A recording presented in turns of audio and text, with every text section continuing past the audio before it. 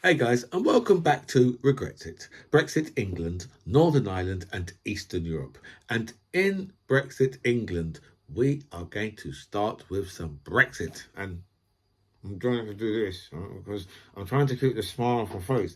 Because I'm trying to keep the smile off my face here because this country once again proves that, you know what, right there is a big backside, maybe even a foot, right, where the brain is supposed to be. Because, right now, Britain has to beg for European builders to come to the UK, and they're going to change up their visa, so so it makes it easier for them to come. I wonder if they're going to charge them and then use some of that money to help to pay for the NHS workers. It's a thought, isn't it? But just the stupidity of this whole thing, right? Because now they're begging for for builders, roofers, bricklayers, carpenters, plumbers, all these electricians, all these type of things. They're going to make it easier for all these guys to come over and give them like something like I don't know, because obviously they can't call it freedom of movement anymore. Do you know what I mean? So let's say like easy access. And then we'll say, well, what about us? They said, no, not for you. There's no easy access for you. Because you know how the Europeans are. They'll just be like, no, we're not bending our rules for you. Britain has been bending its rules all the time. Yeah. And this is another time when the EU's just said to Britain, I'll tell you what to do, right? You want to get back in the club, right? Go into that room, go into that little room there, right? Take off your clothes and your underwear, and I'll be in a minute. That's all. Perish the thought, right? That's what, right? That's what these people are just doing to us. They are just taking the absolute piss. It doesn't, whatever sovereignty these people are saying, yeah, look at us, we've got so much sovereignty, all of us sovereignty. And now, but what's going to happen, right, is I think they're going to learn a lesson that the people who they're looking for, right, because they're looking for people to come from Europe. And I don't think too much of those people are going to want to come back to or come to Britain now. I think that, they might be on a losing battle because, I mean, what they're coming over here to enjoy some of the highest cost of living in the world. They're coming over here to enjoy our high utility cost, to enjoy our traffic ridden country, right, where it is some of the most expensive fuel, right. You might as well just go and buy yourself a gold bar, right, and put that in the back of the car, right, in the petrol tank, right, with how much we've got to pay for that shit. So, you're asking people to come back to this hostile environment or come to this hostile environment. Right? I don't think, right, that they're going to get much of a take up. I mean, they're going to have to train up as much people as they can in this country as quickly as possible. Right, obviously now those are trades that that people need to be trained up for. But when it comes down to the trade of picking fruit and vegetables and all these type of things in a field,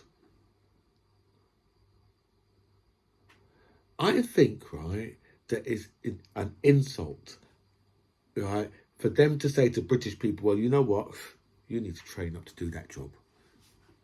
We are an educated nation of people. We all get an education. It don't matter what you've made of it. Doesn't matter what you've made of it. But we all get that education. Okay? So for them to say to us now, well, you go pick the fruit and vegetables.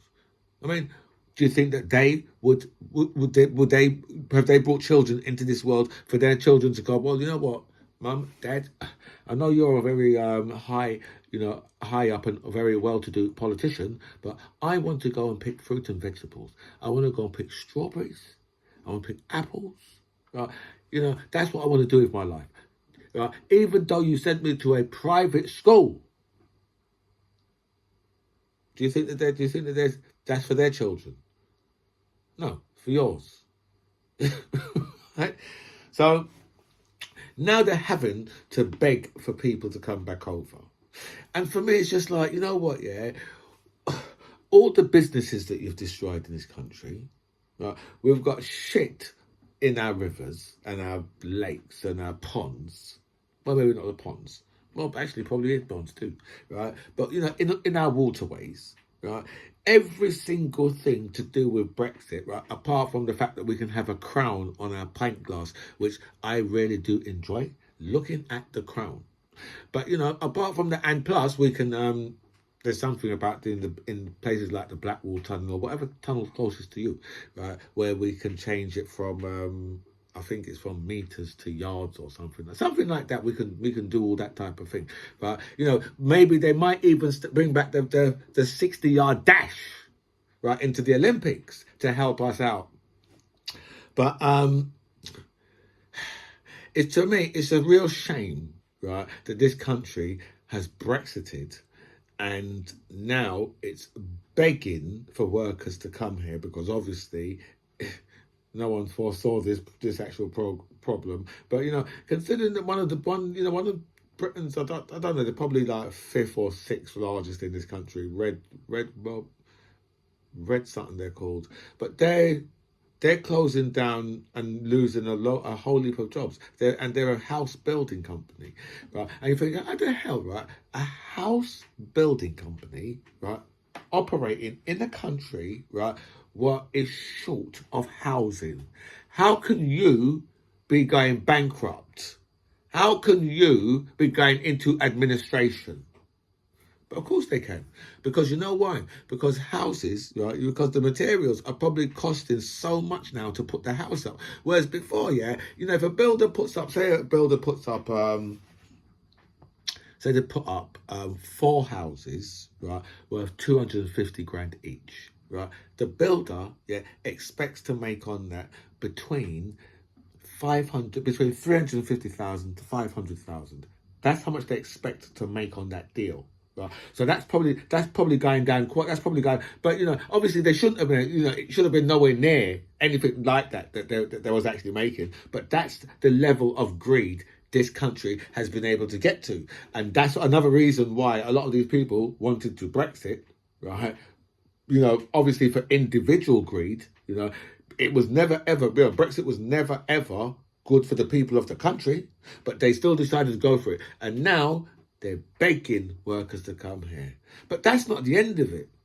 If only it was. That's why I had to start with Brexit, right? Because now Tata, and you know Tata already a very smart company because they've already taken Jaguar Land Rover off of the UK. So, you know, and I believe they've got Aston Martin too, right? So Tata, who's a lot of very smart individuals, they've decided, you know what, we're going to build our battery plant in, I believe, in Somerset. So they're building their battery plant in this country, and they're going to have, like, you know, I've heard estimations between 4,000 and 9,000 jobs, right? And you think, whoa! So how dare you say all these derogative things about Brexit? Look, if Tata is prepared to come into this country and put a £4 billion investment in, and they're going to have the biggest battery plant in Europe,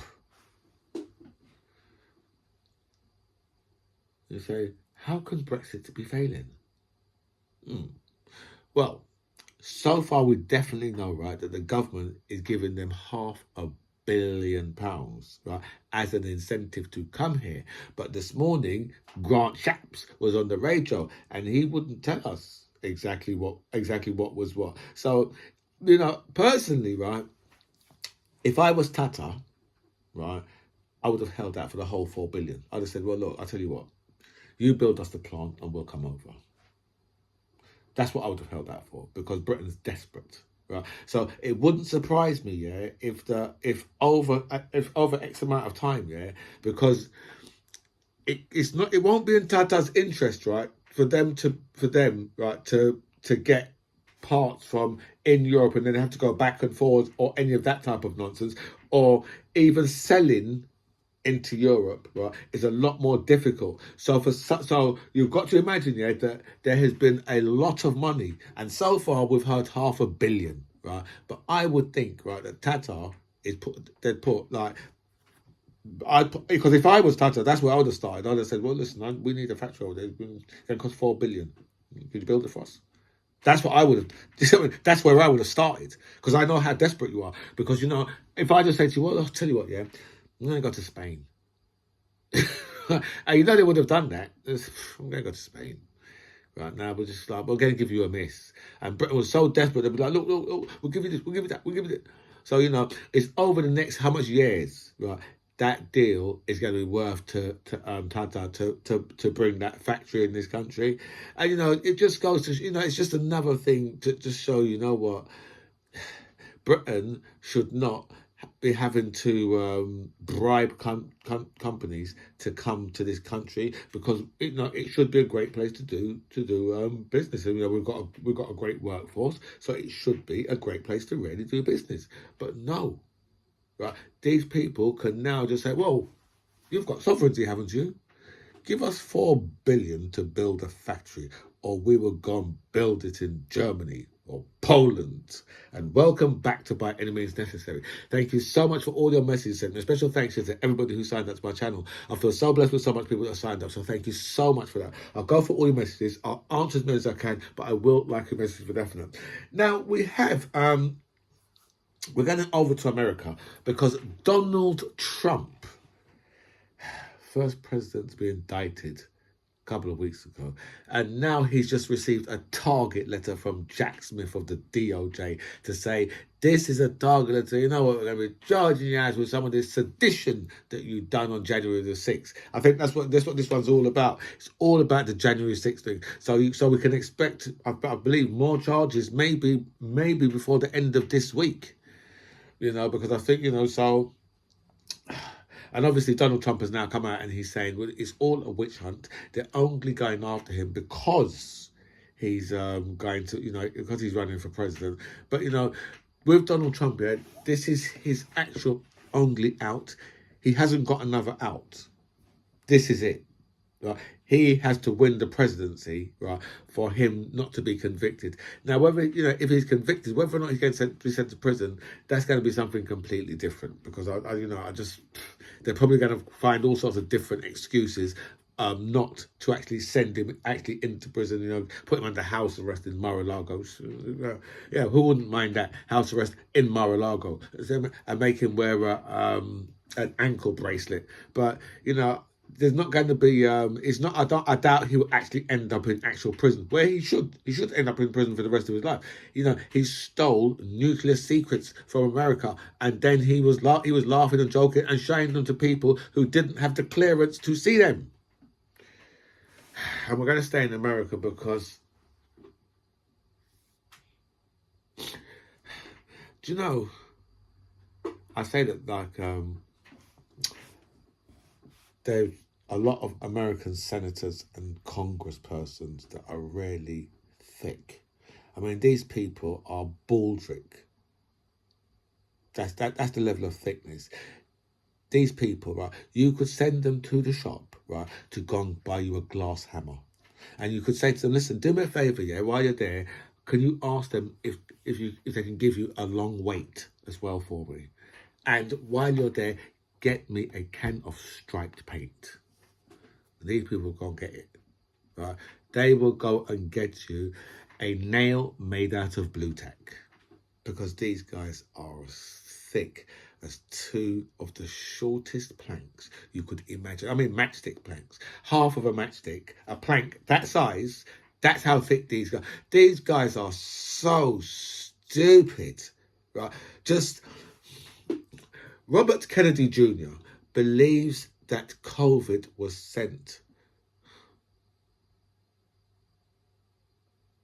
by the Jews and by the Chinese. And it was aimed at black and white people. And how dare they do that to us? Oh my God. If it's not fucking space lasers, right? This guy's saying this out in the open. Really? You're going to go and blame Jewish people for... And so there's an anti-Semitism and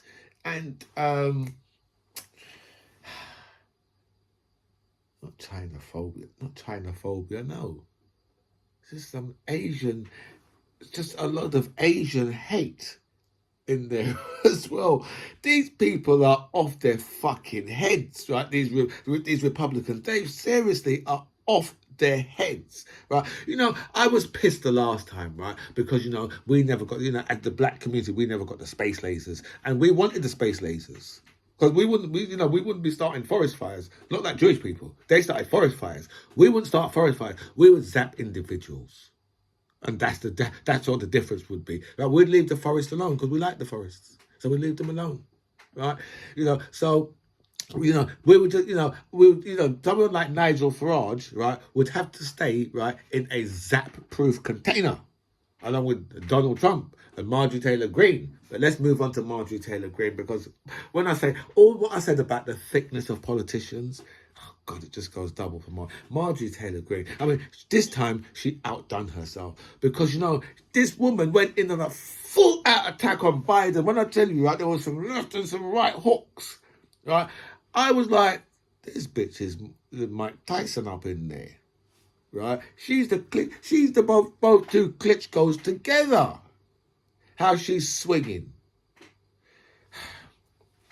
Marjorie Taylor Greene has compared Joe Biden to Lyndon B. Johnson, and I know what you just thought. Really? Did she? Because she was better off comparing him to Donald Trump if she wanted to find a president that she was thinking, well, this guy was useless. She should have went for Donald Trump.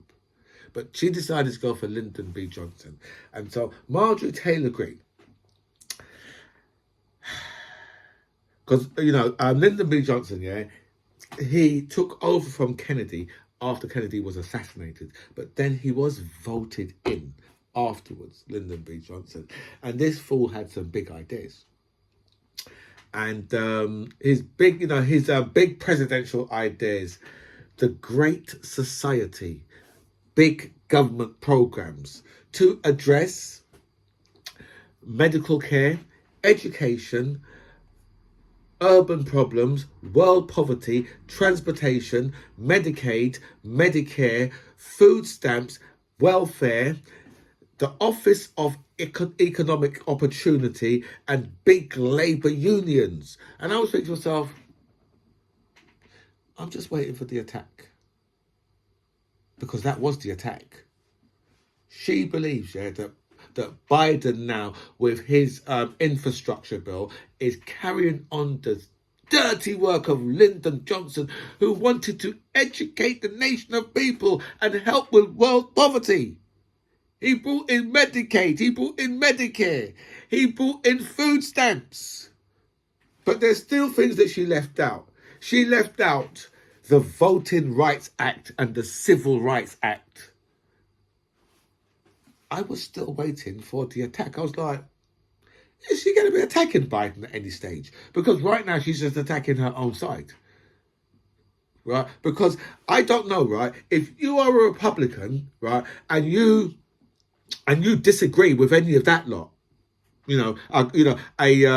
a president, right, wanting to give Americans better medical care, education, right, help with urban problems, with world poverty, with transportation, with Medicaid, Medicare, right, and the man who brought out food stamps. I mean, I don't know, but that seems like a pretty good guy to me. But, Marjorie Taylor Greene, as stupid as she is, she didn't actually realise, right, that she was being as thick as one very, very, very thick ass plank. Just like, a stack of like, £1 million in 50p's, just stacked up. That's how thick this woman is. She's stupid. She really thought that was an attack. And then, we've got Death Valley in America, which hit 56. There was the other day, there was 900 forest fires in Canada, right? And outside, right, over here, we're having a normal English summer. You got early in the morning, you need a jacket. Right, it gets better, a little bit better in the daytime. But it's we're just having a normal time, and that's why a lot of people over in this country they don't believe in climate change. But when you talk about extreme heat all over Europe for the last 2 weeks, and every single day is surpassing the last. Every single day is hotter than the last, right? And we're already hitting temperatures just over the 40s in Europe. So it's really burning up. And I don't know if you saw this story of an Australian fisherman who'd been found alive, I believe 3 months after he went missing, right, with his dog Bella. And she's the most important person in this. But yeah, apparently he lived on sushi, so he said, which was basically just raw fish. Well, I suppose it must have been warm if it was just grabbing him out of the sea while he's floating. I suppose it must have been warm. But if you see this guy you could just look at him, is that Grizzly Adams? But it's a brilliant story though. Do you know what I mean? For that to happen. And obviously we had the BBC Stockholm has landed in Portland, and there has been I believe there was some scuffles and all them type of things going on because these people don't want it down there. And the facilities is on there is not too bad. I believe they can come off of there and go on to because Portland's just an island, isn't it? So I believe they can come off there and go on there. But obviously, Portland might not have enough facilities to have an influx of 500 just over 500 black and brown people. They might not have the infrastructure for that type of stuff, and I don't think they have because it's only a small place, so. But it's one of those things where obviously they're trying to cut down on the hotel bills. But just imagine the amount of farms and that have gone bankrupt in this country. The amount that have gone bankrupt, right? A lot of those people, they could have said, you know what, listen, while we're waiting for your immigration status to come through, we can give you a job on this farm picking fruit. See? Right, that's if you want to do that type of job, unless you are we might find out that you are a doctor or an accountant, right? And we might be able to use your skills in a different way. But that's the type of stuff they should have been doing, getting these, and so they're getting paid, right? And then they could pay for their own bloody place to live. But no, these people are like, oh no, what we're going to do is we're going to wind up the British public, right, by putting these people in hotels, right, and then we've got people talking about, oh well, how come the veterans didn't get something like this barge? How come the veterans don't get this barge? Say, fuck off. Do you really give a fuck about the fucking veterans? Really? You walk past them every fucking day. You see them on road every day. You walk past them every day. Because you know what? You don't want them in your house because a lot of them are fucking killers. And, right, the reason why a lot of them have cracked up, because when, people who have a conscience go and murder people, right, and remember, this is what they've done. They've gone and murdered people over oil. So when you go and do stuff like that, the ones who come back and can just get on with their life, they are the people who have no conscience.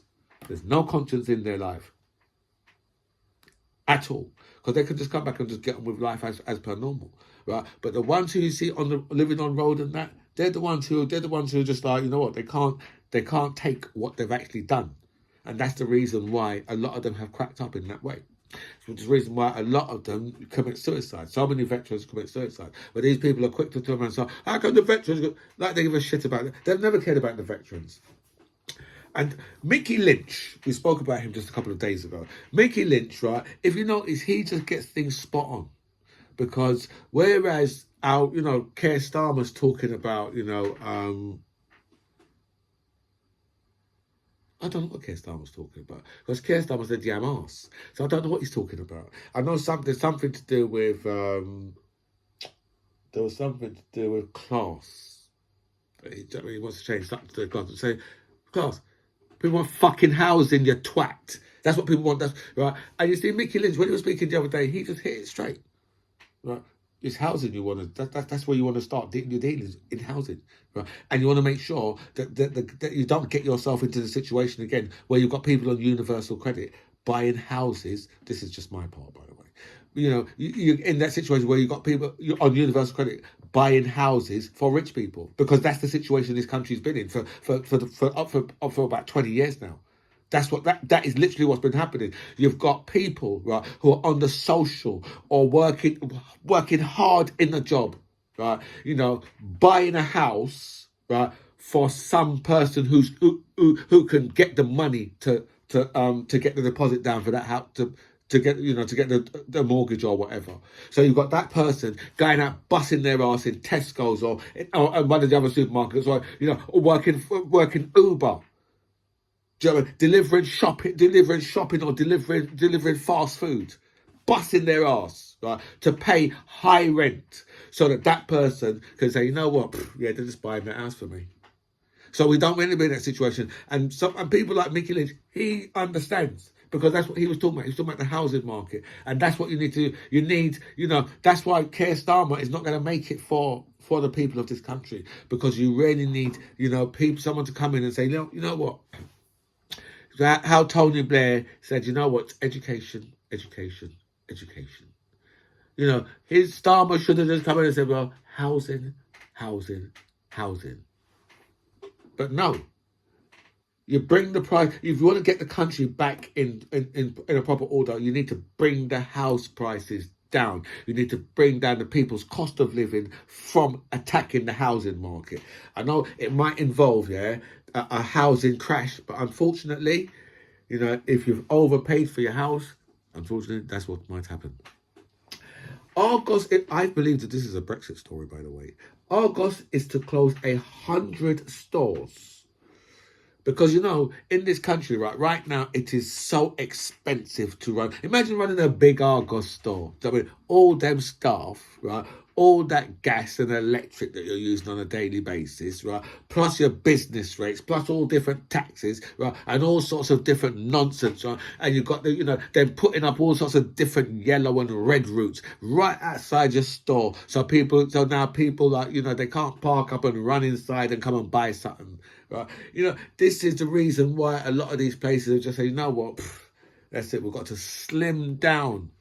Right, so 100 Argos stores is going, right, and I think this is another Brexit-related story, because once it comes down to cost of living crisis, Brexit is right up there, looking down upon you like Zeus.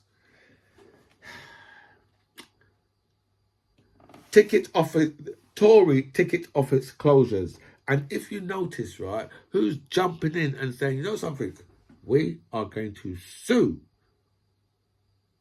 Labour mayors are jumping in to say, you know what, no, you can't be closing ticket offices like this. No, it's the turnaround now, right? You've got the ULEZ, you've got Tories, right, suing the London mayor, right? Now the ticket offices are closing down. You've got Labour. So, right, I guarantee you, right, that if it was vice versa, they'd be doing exactly the opposite. Right? If we had a Tory mayor, it would be Labour politicians who are saying, this ULEZ is terrible. Look what you're doing to the working classes. But now, right, because remember, it's Boris Johnson that brought this shit in, right? So now, right, you've got the Tories attacking the ULEZ. If Boris Johnson was still the London mayor, do you think they'd be attacking the... They'd be like, no. They'd be like, the ULEZ has got to come in, because there's 4,000 people a year dying from it, from air pollution. And they can only name one little girl, very sad, but they can only name one little girl from over South London. When they keep saying to you, 4,000 people a year, I say, well, where's these names? Get the death certificates, show us the death certificates where it says this. But no, it doesn't. Because none of it's true, right? And these cameras, right, these ULEZ cameras, how have I gone on to ULEZ? But these ULEZ cameras, right, now it's just come out, the truth behind them. And the truth behind them, is mileage. Pay per mile. That's what those cameras are there for long term. Pay per mile. So all these people that's in electric, in electric and hybrids and all that, they're coming for you soon as well. That's all this guy. They say, you're not letting out no emissions. so we have to give you free tax at the moment. Right, and all sorts of different. There's all sorts of different benefits, and they're ramping up the charging points so that charging points can earn a bit more money. These people are easy. And our last story, Nigel Farage. Oh my God, Nigel Farage's bank account was closed because of his political views. And the truth has finally come out that Nigel Farage has been discriminated. This bitch ass knows how it feels to be like a black or a brown person now, or a person who speaks in a different language on a train. Even though in his house they've spoken German. Well, that's when his wife was with him. They'll be speaking German in his house. But if he goes on the train and hears somebody else speaking a different language, they're taking over. I guarantee you he goes to the places in Spain, what's a completely British enclave where it's only English is spoken. I guarantee you that he goes to those parts of Spain sometimes. Right? But unfortunately Nigel Farage, right, has come up with a dossier what the bank actually had on him, right? And the bank they mentioned Brexit 20 times as in this dossier what they've got on him, and they've also said his support for Novak Djokovic was bang out. Well, you can't go and tell the Australians something, right? You people are bang out of order for not letting Novak in because he's not vaccinated. How dare you, right? And they say Nigel Farage's views do not align with Coutts Bank. And, he's not compatible. He's not compatible with Coutts. And furthermore, Coutts believes that Nigel Farage is a racist, xenophobic, disingenuous grifter. I say, how do you know him so well? Well, they've just been reading the same stories as everybody else. Right, like the day when he put up there's the picture of the Breaking Point poster on the same day when Joe Cox was murdered. This is the reason why they probably think these type of things about him. And the fact that he used to sing songs about Hitler while he was at school, and the fact that he's ex-National Front, that's the reason why they think that he's a racist, xenophobic, disingenuous grifter. My friends, I've gone so far over on this video, and I wasn't expecting to go that far over because I've actually got things to do. My friends, this is By Any Means Necessary. I am the MC John Ribs. It was really nice to speak to you guys. Comments below.